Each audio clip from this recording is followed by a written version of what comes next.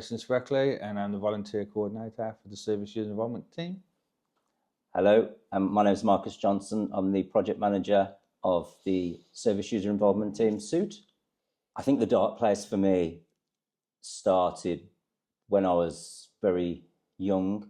I think when I reflect back, it's quite interesting because my little one's out of shot at the minute, but I don't know if I wanted him to hear this or not really. But, you know, I think being at primary school and seeing where he's at now, I always remember that place of never really feeling like I fitted in, never really felt like the same. I remember one of a good friend of mine was really good at football, and I just wanted, you know, everywhere you went together. And we were playing football the one day, and I remember Mr. Bennett. He's probably not even around now, so I can use his name.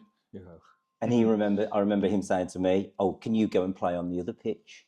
Which basically was the pitch where the not so good footballers went, you know. How did you find yourself in the deep, dark forest, Jess? Well, to be fair, mine kind of started off more with a fairy tale at first. Similar sort of story to you. I mean, I felt like I didn't fit in. My stepdad was in the army, so we moved around a lot. So like he was over a year here, 2 years there, and that sort of stuff. So I kind of felt that by the time I got settled, it was time to move on. So I didn't really feel like I belonged to anyone or anything really, to be honest with you. When I kind of moved back to Wolverhampton, you wouldn't believe it, and Marcus probably won't believe this, I was a grade A student, believe it or not. I was in all the top classes, and when I moved back to Wolverhampton, I'd done all the work that the year had already done. But for some reason, like something just didn't feel, like I said, I just something in myself that didn't feel right. You know, like I said, it was kind of fairy tale for my mom. You know, I mean, two boys doing really well. We're back to Wolverhampton, you know, in the top classes. Like this is kind of like senior sort of school time. But like for me, like I said, I just didn't feel like I fitted in this class. I mean, I've got dyslexia as well, which has never really been diagnosed properly, and also ADHD. But for me, I kind of felt, like I said, I just felt uncomfortable where I was, sort of thing, and decided to kind of venture out on my own a little bit. I remember breaking down in tears one day in the class, just because I couldn't grasp what was going on, and that panic that comes over you. And I think from that point, I think I just felt slightly inferior. My parents, like, bless them, they're lovely parents, they're very kind, very generous, but also very not really, didn't really get what was going on for me, and there was not a lot of questions asked about how you're getting on, what you want to do. So I felt very isolated within myself, and I think scary things like reading out in front of class. I remember us having to do Macbeth in English lit, and we were all given a part, and I just felt so in fear of speaking out during what was coming to my part. Heart would be racing, and it'd be like, and there was a time, and I look back on it now, and I know that I was kind of like verbally and emotionally quite bullied at that point, particularly by 2 or 3 females and some guys who the perceived cool dudes of the group, you know. And mainly, there was nothing wrong with me, but I was that kid who was, you know, quiet. With my stepdad as well, my relationship wasn't great with him. I kind of see him as a big bad wolf, I guess, because he was violent, he was aggressive, he was a bully. You know, he didn't stop to kind of, whatever he wanted, he wouldn't stop until he got it, basically. So this kind of changed my life a little bit. You know, and the fact that, you know, I needed support, I wanted to fit in. So like I said, I wanted to, similar to Marcus, I wanted to hang around with the cool kids instead of the geeky kids, I guess. You know, and I started hanging around with the cool kids. And it wasn't long then before I became the bully. You know, so it kind of changed, and I was kind of, you know, like I said, through the deep dark woods, searching for people I could pick on, you know, and that sort of stuff. My life changed very, very quickly and got turned upside down. You know, so that's when I kind of met these peers. I mean, don't get me wrong, you probably might not come across right now, but they was good lads. We was all just a bit mixed up, you know what I mean, all similar sort of problems.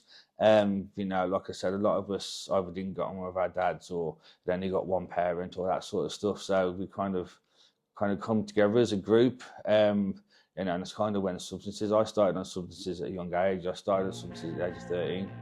So that's when my drug addiction kind of first started. Only mildly, but however, from an early age, then I've gone from being a great, you know, a top student, to then obviously started to mess around in class. You know, to be, like I said, I don't want to be. I was sick of being bullied. A lot of it was from my stepdad, so I was then obviously causing that pain on other people, which is something I still have to live with and something I still think about. And that's kind of I seen someone not long back, and it's not funny at all. Like, he just said, "Oh, funny story. Do you remember when you broke my arm at school?" And I was a bit like, "Yeah, I do." And obviously I apologise, but you know, there's these kind of things that still flash back from today, like sort of thing. You know, I mean, I hadn't forgot about it, but I had, if you know what I mean. So I kind of put it into that memory that you try and forget. Obviously, my mum, I've got to give a lot of respect out to my mum. My mum tried, but if you can imagine, she was going through kind of like an abusive relationship as well, really. With my stepdad, obviously, eventually he did leave and he went. So, you know, my mum tried a lot, and obviously, like key workers. You know, I had an uncle that used to try and look out for me. But like nothing, there was nothing really. No one really understood them days. That was the problem. So, like I said, even like there was now like.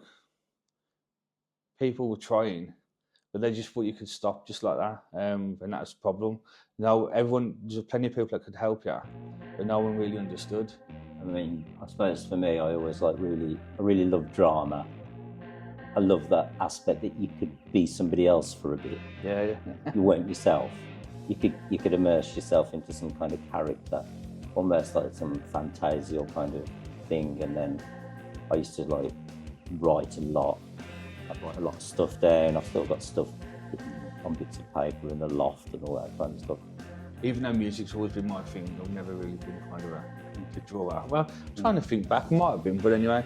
But like I said, even though my music was which we've talked about before, my music's always been my escape. You know, I love music. Whether I love playing it. I love being able to mix it. I can DJ.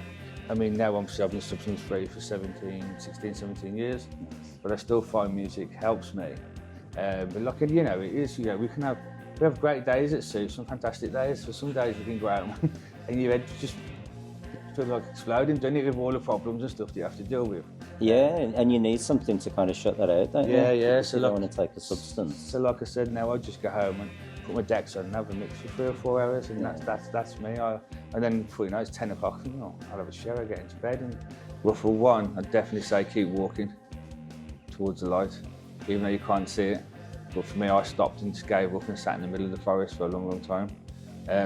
You know, and one thing I will say is, when I did start walking towards the light, or like keep walking where the light wasn't there, and then eventually could see a very small light in that forest, and I kept pushing, I'm going to be honest, it was a lot easier than I thought it would be. Don't be afraid to ground yourself. Don't be afraid sometimes to sit still and try and take in what's going on around your environment a little bit. Don't be afraid to hug a tree. Don't be afraid to embrace something, you know, because at the same time, not every part of that forest is out to get you. And even now, I still tread in and out of that forest and on the edges.